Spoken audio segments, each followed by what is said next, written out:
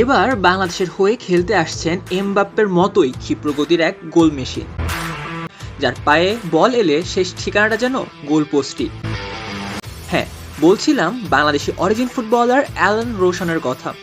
বর্তমানে তিনি বুন্দেসলিগার অন্যতম সেরা ক্লাব স্টুটগার্টের অনূর্ধ্ব-14 দলে খেলছেন।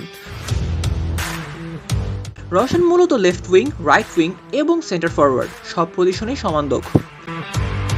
মাত্র 13 বছর বয়সেই গোল করার অসাধারণ ক্ষমতার কারণে তিনি ইতিমধ্যেই নজর কেড়েছেন। এই ফুটবলারের প্রতিভা কতটা তা জানলে আপনিও অবাক হবেন। 2024 সালে পোল্যান্ডের সেরা 32 জন তরুণ ফুটবলারের তালিকায় জায়গা করে নিয়েছিলেন এই বাংলাদেশি অরিজিন তারকা।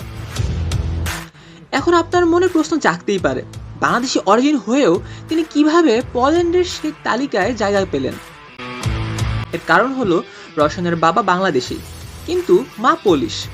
এছাড়া তার জন্ম জার্মানিতে, ফলে তিনি বাংলাদেশ, পোল্যান্ড এবং জার্মানি এই 3 দেশের হয়েই আন্তর্জাতিক ফুটবলে প্রতিনিধিত্ব করার যোগ্যতা রাখেন। নিঃসন্দেহে অ্যালান রোশন এখনও অনেক তরুণ, তবে তার প্রতিভা এবং সম্ভাবনা দেখে বলাই যায় ভবিষ্যতে বাংলাদেশের ফুটবল একজন দুর্দান্ত অরিজিন স্ট্রাইকার পেতে যাচ্ছে।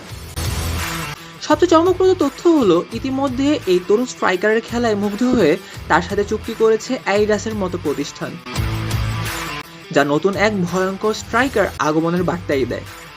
প্রিয় দর্শক, আপনার কাছে কি মনে হয় রোশন কি ভবিষ্যতে বিশ্বমানের স্ট্রাইকার হতে পারবে? অবশ্যই কমেন্ট বক্সে জানাবেন।